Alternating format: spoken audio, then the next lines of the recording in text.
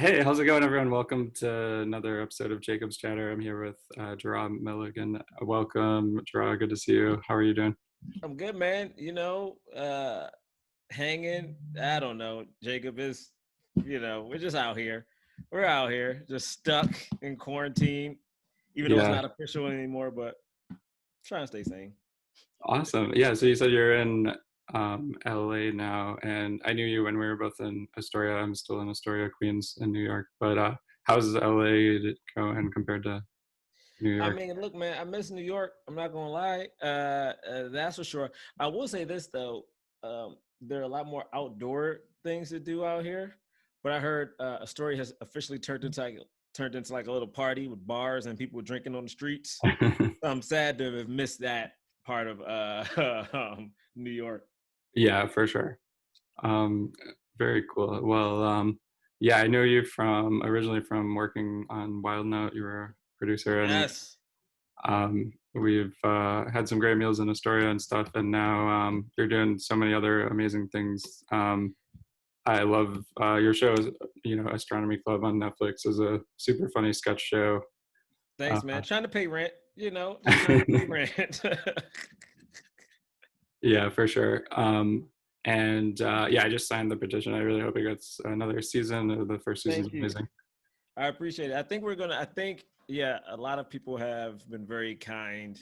So I think something's going to work out. I'm not sure what it's going to be yet, but I'm hopefully in a month or two, we'll have some good news for people. So That's awesome. just trying, just Yeah, trying. for sure. Don't know Uh, when the world's going to open back up to film, but we're trying. right, right, for sure. What was that whole process like? Like getting started in sketch and then getting all the way to like starring and writing and producing Um, this show. I mean, it was interesting because again, like we all were a part of the now defunct UCB theater in New York City. Um, and it wasn't a lot of diversity on that stage. It might have been one black person. I mean, literally one black person who was officially on the team at the time. Mm. So when we started rehearsing and officially became a team, we got broken up. And I had noticed that there was another team who did a Halloween special. So I figured we could probably just do a Black History Month one, and it went really well. And it was a sketch show, and that sketch show kind of became really popular, and we got comics to watch from it. Um, we got a Comedy Central digital series for it, so we had been working on sketch together. And then when the Netflix opportunity came up, it was just fast. I mean, we had to write everything in what 4 or 5 weeks. We Wow, filmed that's it in. crazy. We filmed it in. We wrote everything in like about 5 weeks. Filmed it in four. Edited it, and it came out in less than a year. So it was a very fast. It was like boot camp. In honest, it was like a comedy boot camp. It's like we filmed 30 sketches, but wrote close to 60, 70 sketches. Um, it was just fast, man. It was just fast.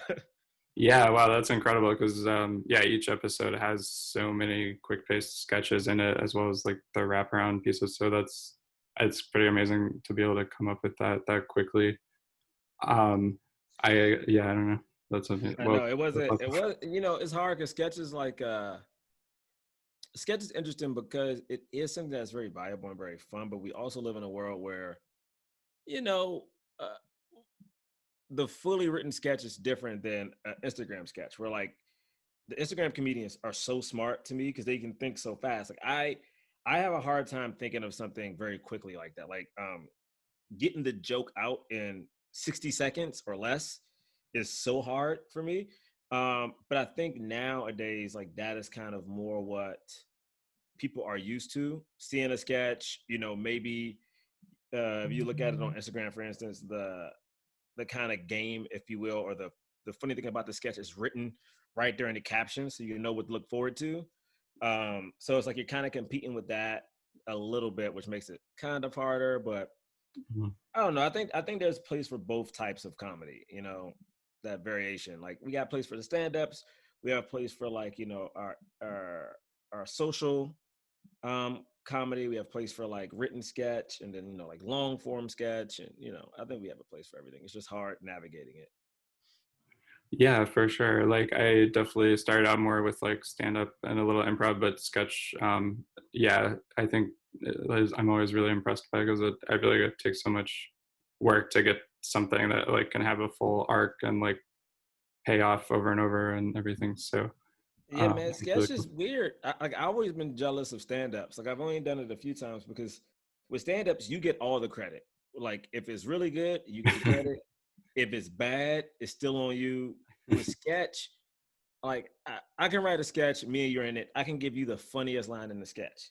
Even though I wrote it and I'm in it too, you can get a lot of the credit for delivering that thing I wrote. Hmm. So it's like, of course, you know, you want to make sure the thing is the funniest, but also you got to check your ego a little bit to make sure that you know why you're writing it, like what the ending game is. Is it to be like overall funny, or is it just to make sure you look good? So that's always the tough part, I feel like. Yeah, that's a really good point. I guess maybe I gravitated towards stand up because it's like yeah, I think I'm sometimes nervous about like yeah, maybe like being able to deal with my own ego in those kind of ways and like if I write a funny line, I want to be able to say it. And then of course I've written lots of stuff I've said that is bombed as well. But yeah, I'm curious, like, so do you have like a certain, because like I have tried dabble in sketchwriting, but I feel still very amateur at it. But do you have like a certain process, like when you come up with an idea that you want to do? Man, it's hard for me because I like, at least on Astronomy Club, like we have people who can come up with really absurd sketches. Hmm. Like it just sounds insane, but it's just fun. Like, you know, Caroline came in one day and was like, I just want, what did she say? She's like, I just wanted to do something with gingerbread people. Oh, I love that sketch. Yeah. And That's so then amazing. I forgot if she said it or someone else said it. And I think she said like a war movie, and they were like Save It Private Ryan. And like that is just a fun sketch. It doesn't have to have a like an emotional journey or a meaning. It's like this is just fun. Whereas a lot of my sketches kind of, I want to say, are educational, Hmm. like a hidden educational message. Like, you know, we did one on like black porn, which, Hmm. because porn is super racist, to be Yeah. honest. It's just really, really racist. And I think that's kind of what I go with. I kind of go with what seems fun first, and then what can I say in the fun a little bit. Like Hmm. we did Fallon recently, and we had to teach him about Juneteenth, and it was kind of just how do we do this in a way that's educational, but people don't feel like they're being preached to. That's kind of Hmm. how all my stuff is usually. But man, it's a lot of trial and error, dude. Like for me, it's easier Hmm. to it's easier for me to sort of and see him make that movie into a sketch, whether it's a horror movie that I can just follow the beats and maybe villain trying to kill somebody, it's a villain trying to like hug somebody or give you an ice cream sandwich, and that way I can just like heighten it Yeah. in that way. It's just because I like things that are familiar and they're just easy for me to just do. Because I'm not, when it comes to that creative, like me just pull it out of nowhere, my mind does not think Hmm. like that. That is hard. So hard. Yeah, for sure. That's But you know, and also I think awesome. like working with people is good too because you can kind of like brush ideas off of people. They can help you punch it up a little bit. So yeah, that's kind of where I'm at. That's awesome. Yeah, that's something I've been, I guess, trying to work more towards is like collaborating with other people because I think I can kind of get in my head when I'm just coming up with stuff on my own. And I guess, of course, Wild Nut was a great, very collaborative place, but a lot of my stand up, I'm just like, oh, I don't know if this is funny or not when I'm working on it. But yeah, that's really Did cool. you never know?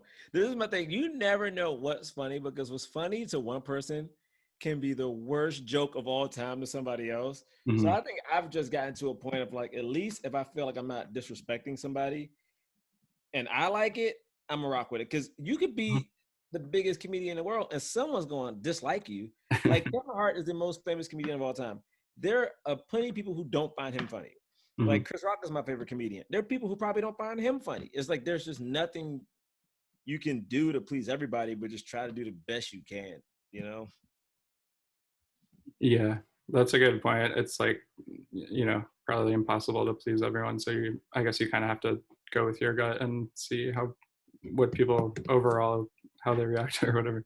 Yeah, yeah. Um, when you're like testing out sketches, did you guys do things where you would like run it past certain people to like get their thoughts on it first, or like how do you know when you really have like something that feels I mean, really great?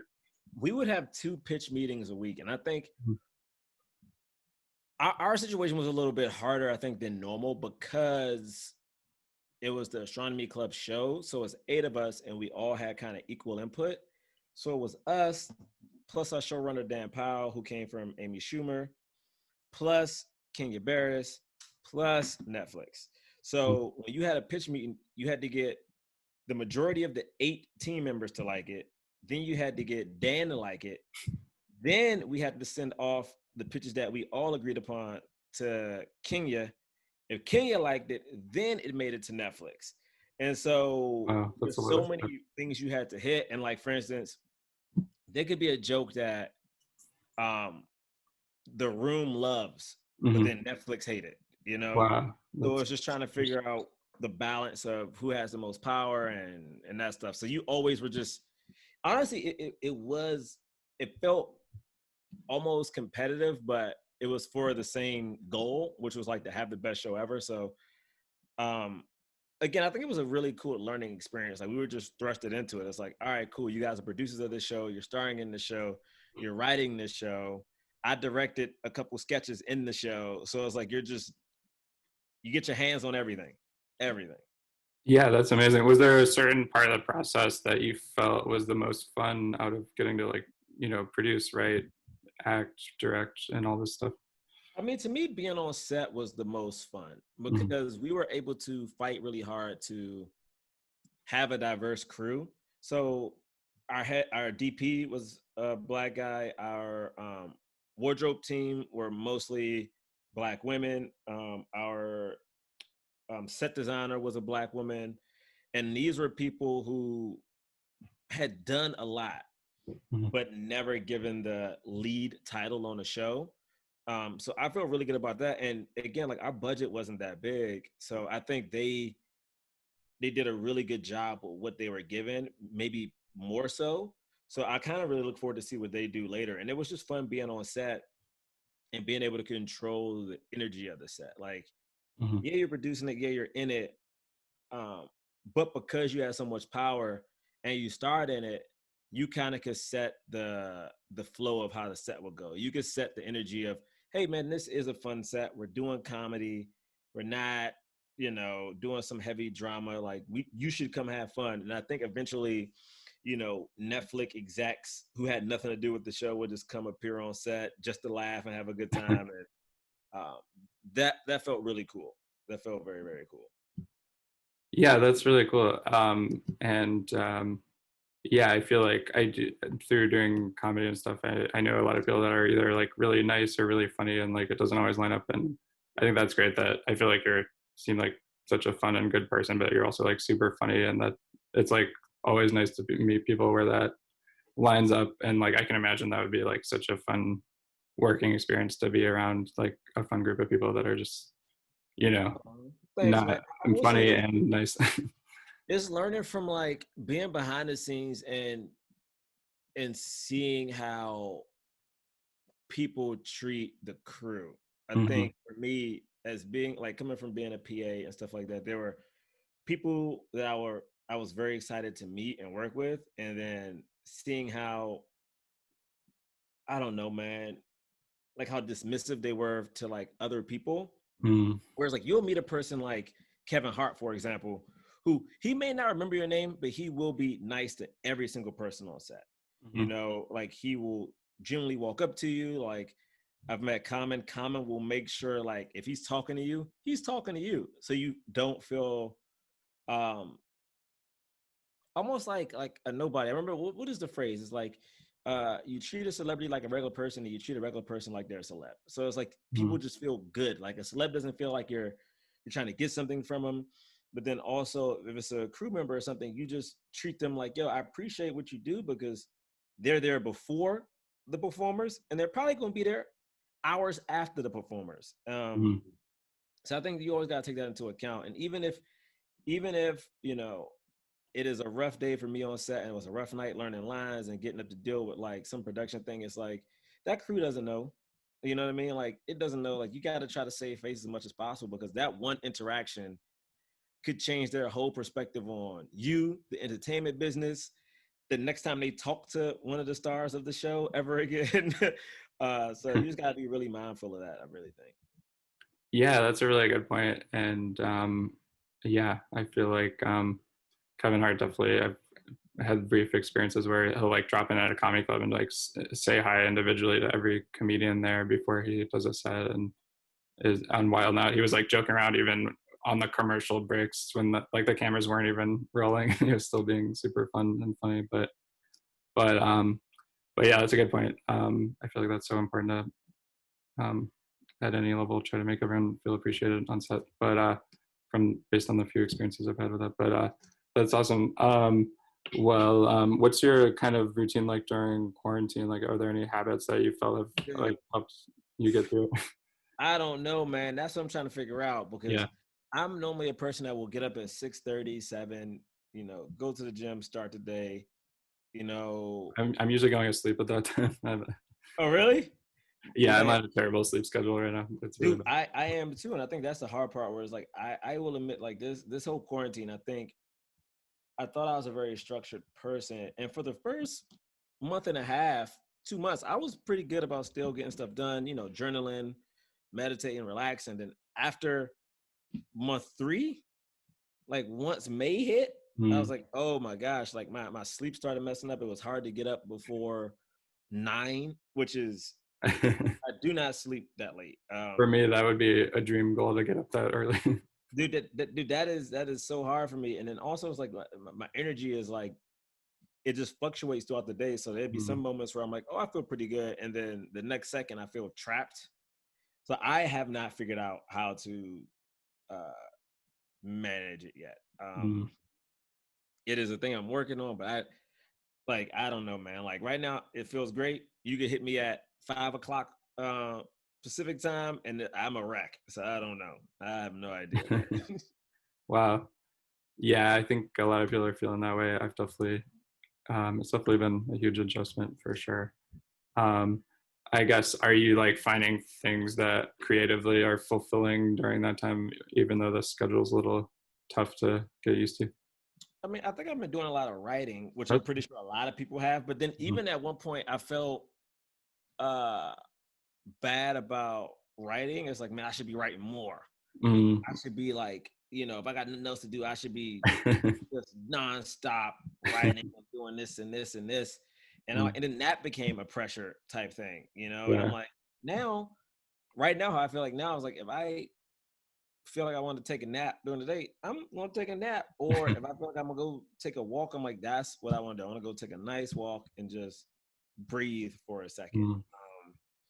So it's just really, I think, trying to take the pressure off of stuff. Like I definitely written a short, a couple of decks, Nice. and that's cool. But I'm like, I won't put no pressure on it. I feel like everybody's at home writing the next great novel or the next great TV show. So it's like, look, man, we're all off to the races. No one knows when we can even film some of these things we're pitching. So why stress about it? I'm trying to read books. Oh, I bought a awesome. bunch of books I haven't read. So I got a book right now. I'm looking at. I bought. I haven't even opened it. While Oh, all cool. the black kids sitting together at the cafeteria. Haven't read it yet, but Oh, I'm going cool. to. Damn it, I'm going to. That's awesome. Yeah, I've been reading White Fragility right now. It's very interesting. I feel like I'm learning a lot. And then I've been kind of jumping through a few books like Don Quixote and The Laws of Human Nature, but Don um Quixote. it's pretty entertaining so far. But yeah, I guess, are there any books or movies you've caught up on lately that you'd recommend checking out, or that you've got something out of? I mean, it depends. I'm reading this book. I have another book which is around here somewhere. It's about like combating uh creativity fatigue. Oh, You cool. know, especially like when it's writing, I think the hardest part, it's so easy to say, do it tomorrow. Hmm. I'll do it a little bit later. But even if you like sit at your laptop, you know, with Final Draft open and you just sit there for hours, it's probably better to do that than to not even open it, you Hmm. know? So I think, I'm trying to like combat those things or just, you know, again, walk around outside, dude. Hmm. It's like I don't have a Yeah. car, so it's like just get air. I feel like we're all stuck in a house. A lot of people aren't around other people because of the quarantine and because of the virus that Hmm. it's kind of hard to see friends. So I think I'm just trying to like read about exercising my mind and just getting air. Literally, Yeah. that's my goal. Get air. Sit on your balcony or something, on the stoop. Hmm. Whatever you got to do. Whatever you got to do.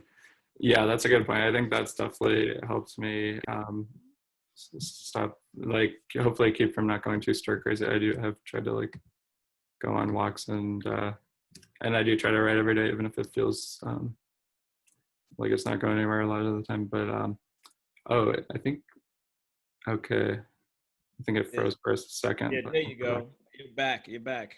okay. Hopefully we're back. Yeah, I was glitching a little earlier. I think I did switch it earlier to my hotspot, so hopefully that'll stay pretty stable. I don't know. But anyway, very cool. Well, how was I loved your scenes in that. You were in a Black Mirror recently. That was very fun to catch you in there. Man, Um, that was some of the most fun ever. Me and one of my comedy partners had auditioned for it, and we both got a random text. We auditioned for the same part. We both got a random text about. It wasn't even a confirmation we got the job. It was an email from London, and it was just a script. And I oh, was like, "Oh snap! Is this it?" And coming to find out, he filmed his part before I filmed mine, wow. and we got to go to South Africa. And I was like, "Cool, man, let's go to Africa." Awesome. so, so he was there for like 2 weeks. I was there for 7 days, and it was just, and we had some crossover. So it was so much fun, man. It was so much fun. Ugh, Wow, that's awesome. yeah, it was Yeah, I great. love that show. It was really exciting to see you on there. Very cool. Okay, awesome. So let's see here. I guess I was also wondering. Let's see. I'm looking at my notes now. Uh, I just started this recently, and I'm always I don't know. I always feel like I've always been awkward talking to people in general, and then now that I'm trying to do it on a podcast, I feel like I put a lot of extra pressure on myself, and like but now is it like, oh, it's too awkward? You're like, what do I ask? What do I do? Listen, man, podcasts are so chill because you at home. Like you know what I'm saying? Like that's why our podcast, we've been doing it for like 5 years. mhm. Damn, 5 years, and it's like it's the most relaxed you can be. You're at home. You can have no socks on. You can edit it if you need be. It's like this is the breezy part, man. This is the breezy. Yeah, is that a bad sign if it's the easiest thing and I'm still getting stressed out about it? No, but this is the way to combat the stress though. 'Cause I feel like if you can talk to random people on a podcast for what 30, 40 minutes, it'll make it a little bit easier once you can see them in person. Because then it's like Mhm. I'm used to doing this thing, and I know I always have problems with small talk. It is the bane of my existence. Uh, uh, but the more you do it, the more relaxed you will be. Or even if you're not relaxed about it, you'll just be used to doing it. I think that's the thing. It's like you probably will never get Yeah, comfortable, but you'll be used to it. that's a good point. Yeah, so I guess, are there any other things you've learned through like doing the podcast as well as just doing all of this work with, being on TV and working behind the scenes on TV as well, that you would like, is there any advice you'd give to people starting out that want to get into like acting, writing, show business and that kind of thing? Man, figure out a way to stay sane. Because Mm. I'd tell you this, that is the thing I have the most problem with. Like I have friends who are extremely confident. I'm talking about, and maybe that's a part of the mechanism. Like, because in entertainment you deal with rejection so much, you kind Mhm. of need that shield of confidence where I have it, but I'm not overly confident. I would say I'm more of like a realist when it comes to things. It's like, all right, I know in my scheme of things, I'm the kid who had to get tutored to get, good grades. I wasn't the kid who could just like study the night before and get it.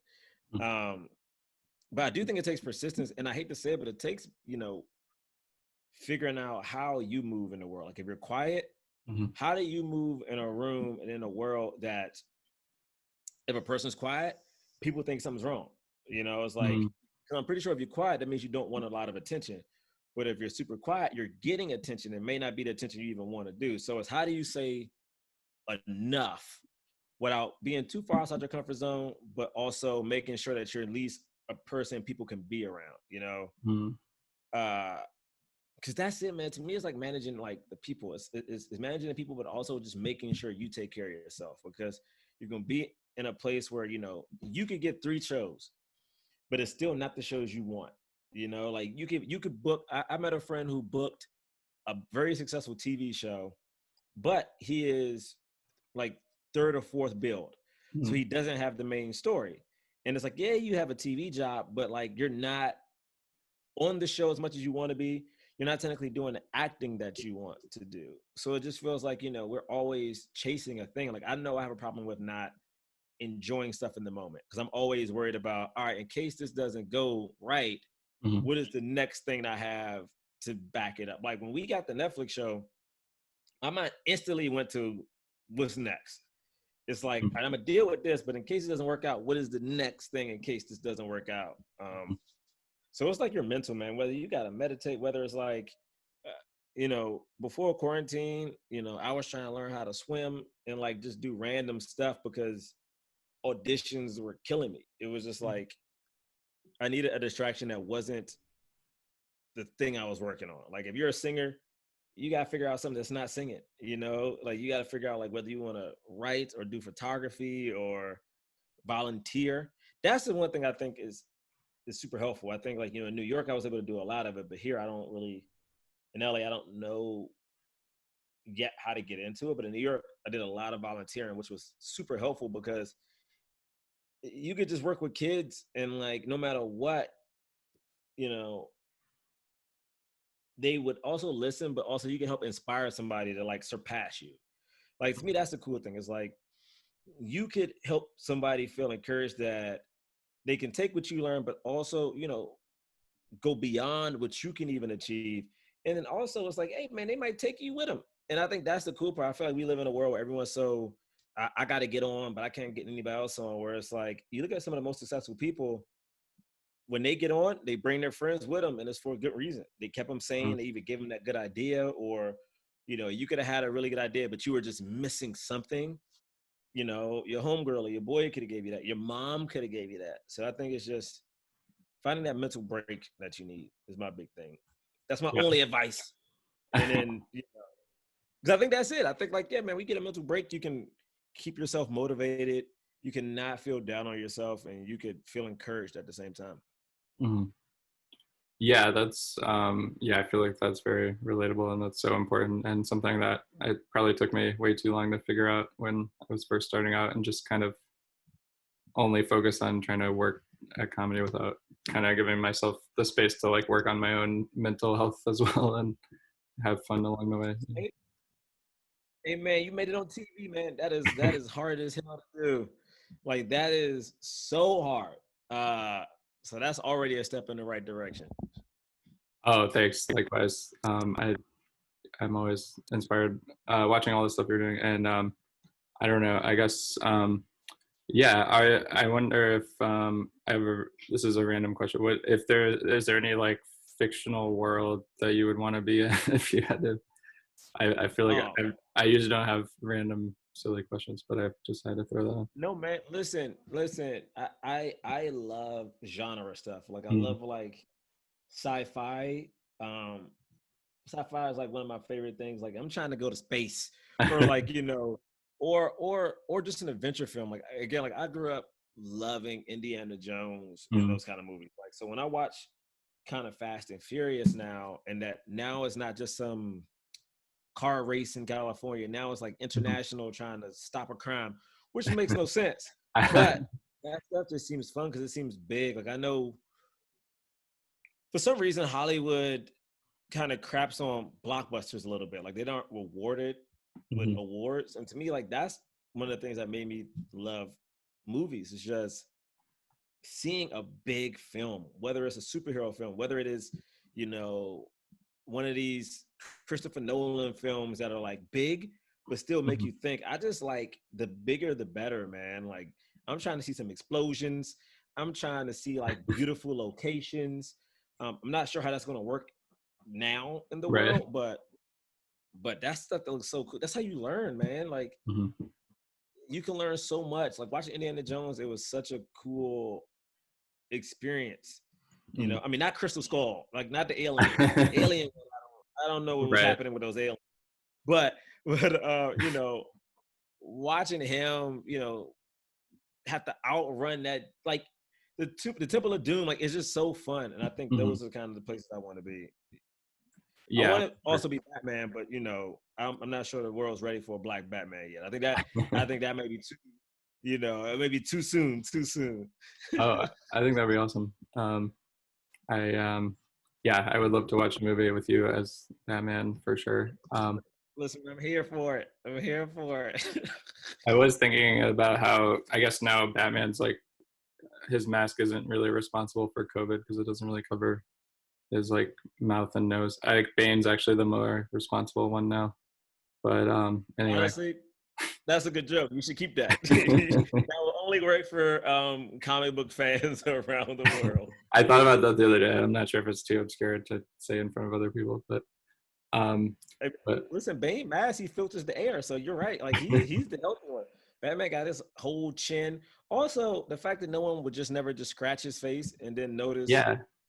like, hey, I cut Batman there last night. You got the same scratch. You're the dude. Like it just seems like a very easy way to figure out who he is. Right. Like you, dude. Yeah, him and RoboCop, like they have all this armor, but then very vulnerable right here. Like anyone could just, I don't know why no one just shoots them there all the time, Yeah, just it's easy. but yeah, um, very cool. Were you, I don't know, were you into like comics and superheroes growing up or, I don't Oh, know. I've always been in the comics, man. It has always been a big deal. Matter of fact, I have one right here I haven't read. Was this Batman, of course. Oh, nice. Because you know what it is, they make you imagine stuff. I just like it. It is very funny to me that now comic book and superheroes are like the biggest thing at the box office, which is Mhm. something I never thought would ever happen. But Yeah. it is very fun and very cool. And I also love when actors get a job. Uh, Now they have to pretend like they actually give a crap about comic books. And it just makes me laugh because like you can tell a comic book fan. Like Mhm. it's an aura. It's like they talk a little different. They can tell you whoever their favorite is. They can tell you details that don't even matter. Mhm. But then you know every time I see these people like, oh yeah, man, I'm a Batman fan. I like Batman. You know, I love this and that. I'm like, all right. Everything you're saying sounds very surface. Like I'm not a good music person. So if you ask me details about, I don't know, Jay-Z's, you know, catalog, I would not be able to tell you anything, you know. But I know some comics and I know movie trivia. Mhm. That's my go-to. Comics, movie trivia, politics. That is what I know. Oh, nice. Yeah, I think I'm similar in that. Yeah, I'm definitely super obsessed with movies and comics. I was so into comics growing up. At one point, actually, I wrote a letter to Mad Magazine because they said Supergirl was from Krypton, and I was like, technically, in the new version, she's from Argo, which is a neighboring moon of Krypton. And Wow, you actually called them out. Did anyone respond? they did. They published it, and they're like, "Congratulations, you're right. Enjoy your Fortress of Solitude." Hilarious. So I got roasted by them, which was fun. But yeah, I was obsessed with comics growing up. And what are like some of your favorite movies from? Dude, that's tough, man. My top five changes. Actually, it's not true. This is not in any particular order, but Aladdin, the animated movie, is there. That one's so Batman great. Returns. Mm. Batman Returns is the best Batman movie to me because it looks like a comic, is well acted, and it is serious without being overly serious. So that's in Mm. there. I think I I watched love that the with my parents when I was really young, and it was pretty dark for like for them at the time. It was Oh, uh, it's super dark. I remember my mom. I was obsessed with it. Like if you knew me growing up, I was obsessed with three things: Batman, Power Rangers, Ninja Turtles. mm, So funny that there's a Power Rangers Batman comic book, and now no, sorry, a Power Rangers Ninja Turtles, mm. and a comic. And so I'm like, if they just converge all three, that is my childhood in one setting. Uh, so those are my favorites. I also love the first Die Hard a lot. The Wiz. The Wiz Mm, is one of I my heard favorite movies. it was. Um, uh, but they all are so random, man. I love Coming to America. That will never get Oh, that old. movie was so good. Yeah. I'm very nervous about the new one because I'm like that first one. Mm. Also, it's been over 30 years. I'm like, why are you making a movie that's over 30 years old? Who is it for? So we'll see. Okay, yeah, I'm really curious and excited to see how that turns out. But yeah, Coming to America is amazing. I love Aladdin. Um, I think I rewatched it around when Robin Williams died, and it was very sad but super funny. Obviously, those So good. impressions he does, so, Bellfire. so good. Rob Williams was the Hmm. man. Yeah, for sure. Um, yeah, that's awesome. I let's see. Yeah, I love the Batman stuff as well, especially the Christopher Nolan one. I feel like one of my first crush was like I didn't even see the Batman Robin movie, but I read the graphic novelization of it, and Poison Ivy was like one of my first crushes from that Oh, comic. I guess it was like a picture of Uma Thurman as Poison Ivy. That's how nerdy I was. It wasn't even like someone in a movie. It was like a comic book the drawing of picture someone of in a movie. the picture of the person in the movie. That's hilarious. I That's mean, just listen, so I good. loved Michelle Pfeiffer. Michelle Pfeiffer was Yeah, she was great. definitely one of my first crushes for sure. Um, I think I even had like a Batman Returns surprise birthday party in Oh, that's first awesome. grade. I'm pretty sure I did. Pretty sure my mom, like, everyone comes back from recess, and next thing you know, it's like a cake. And I got like a Barney VHS tape, I think. I got a Barney VHS tape, and uh, it was a Nickelodeon VHS tape. I remember the Barney tape was purple. I mean, Hmm. purple. And then I got a Nickelodeon something because I remember the Nickelodeon VHSs were always orange. So I don't remember what it was, but I remember it was definitely an orange tape. What the Wow. heck was that? I don't know. I That's an forget. interesting combo, like a theme, like Batman Returns meets Barney. That's very different tones. Listen, man, I had a lot of weird interests. I was a big fan of the Batman 60 TV show, so it took me a while to watch the animated series because I still was catching up on. I don't know how I used to see reruns of the 60s cartoon, I mean 60s show, but I liked it a lot. I knew it was corny, or I knew something was weird about it when I was younger. I didn't know what it was, but Huh. I was here for it. Super here for it. Yeah, yeah, that show was so ridiculous. I love the clips I've seen and stuff, but I actually always feel like I wanted to watch things like Power Rangers growing up, and I wasn't allowed to as a kid because my parents thought it was too violent. Oh, the Power Rangers? I know, yeah, which in retrospect, I feel like it from what I've seen, it's very, over the top choreographed fights, but they were like, "Oh no, it's too brutal. We can't expose you to this." And so I could only watch like Mr. Rogers and Wishbone and like Oh cartoons. my Like, God. Where are you from? Where are you from, Jacob? I grew up in Louisville, Kentucky. Wow. Power Rangers is the most, yeah, it's so corny. It's like I most of the know fighting is just hand poses, everyone you else know? would be playing that in grade school. Like literally everyone else I knew was watching it, and I never knew any of the references. I guess I got the basic idea of what was going on in the show, but I definitely felt like I Oh, missed out. I also didn't have cable, so I feel like I missed out on a lot of great like Nickelodeon shows and stuff. But anyway, ah, they would be like, "Did you see Power Rangers?" I'm like, "No, I was reading Shiloh. I can tell you about this dog's adventures. I guess that's about it." Um, Shiloh. but yeah. Anyway. So yeah. So yeah, I'm from Louisville. I don't know if we've ever talked about where are you from originally? I'm from Southeast Washington D.C. So I'm from Oh, like the D.C. area, um, in an area that has been heavily gentrified now. But I like it. I haven't. It's so funny. I don't get a chance to go back as much as I would like to, but I mean, I liked growing up there. Like it was it was definitely city, but the mhm, suburbs weren't too far away. Uh, a lot of the black people, at least if you lived in Prince George's County, which was like the neighboring suburb, had money because a lot of people worked for the government. So you got to, like not necessarily my family, but my family members and friends. A lot of kids had cars and stuff like that. So mhm, you kind of got to see a different black experience than what is portrayed often on TV. mhm. So now looking back, I think it was like pretty cool. And the education, I feel like I did learn a lot about black history, whereas, a lot of my friends now are just learning about stuff because again, like, American history is a little tainted Mhm. as far as what we're learned. So I feel really grateful for that actually. Yeah, Yeah. that's awesome. Yeah, I love visiting DC for I've been a bunch of times for comedy shows and stuff, but yeah, it seems like there's always so many amazing like museums and things to check out there. But All um, free. yeah, yeah, All of them. I love it. Mm-hmm, mm-hmm, mm-hmm. Um, Very cool.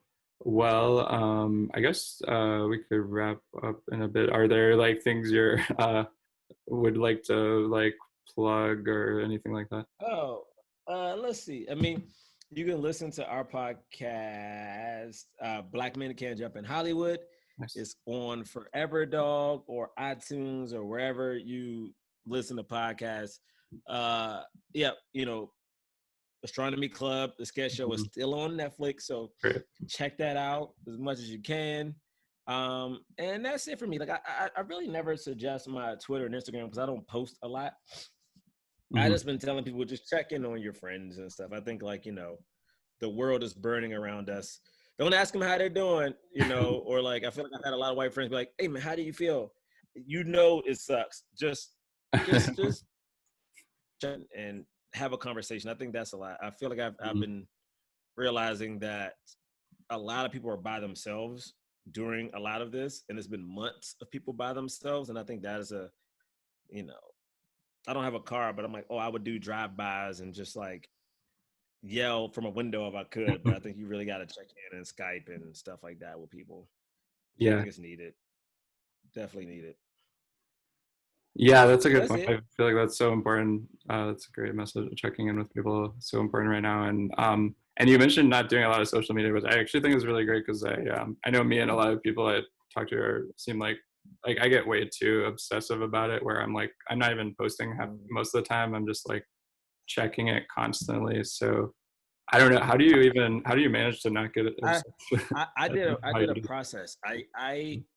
I started off by doing I wouldn't check Instagram. It's Instagram in particular for me. that. Hmm. Twitter, I don't mind because I find a lot of news from Twitter, but I feel like for Instagram, for some reason, it's like people taking selfies and like posing at protests, and I'm like, this shit is weird.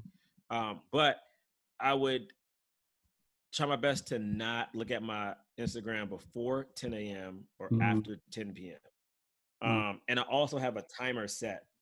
If you go on Instagram, you can actually like time it. So I have a timer that goes to 54 minutes. So Hmm. I know if I've been on there for almost an hour. And it's like, throughout the day. So I try never to go over that hour. And now I'm pretty good about like just checking it every now and then. And like I haven't hit a half an hour yet. And maybe like a couple weeks. And I feel pretty good about that. Like now I'm kind of getting obsessive about Twitter. So I think I'm gonna have to like wean back on Twitter a little bit Uh-huh. and just like look at the news, stay involved. Because I feel like nowadays people will text you every meme. Mm, every video that I need to see. sure, So I sure. don't think I need to like search it on my own. So just baby steps. It's Yeah. like getting off of any drug. It's like you gotta baby step it before you Hmm. like freaking relapse and it's really heavy. So baby steps. Yeah, those are great practical tips because I know I also set the timer, but then I think after it goes off, I just always extend it. I still end up checking it way too much, but I think I'm going to try those because it's definitely a big problem for me. But the times when I do put off checking it or check it less, I feel so much better that day. Dude, So you will feel great. I promise you, you will mhm, feel great. a really good point. Well, thank you so much for joining me. This is awesome. Always great talking to you. And thanks for doing the No, podcast man. and everything. I'm Thanks for excited. having me, man. Just let me know when you post it. I will go on social and tag and repost it. Thanks for having me, fam. Yeah, for sure. And yeah, everyone, like you said, check out Astronomy Club, follow him, and check out his podcast. Always great to talk to you. All right, have a great one. Take care. You too, Jacob. Peace out, man. Bye.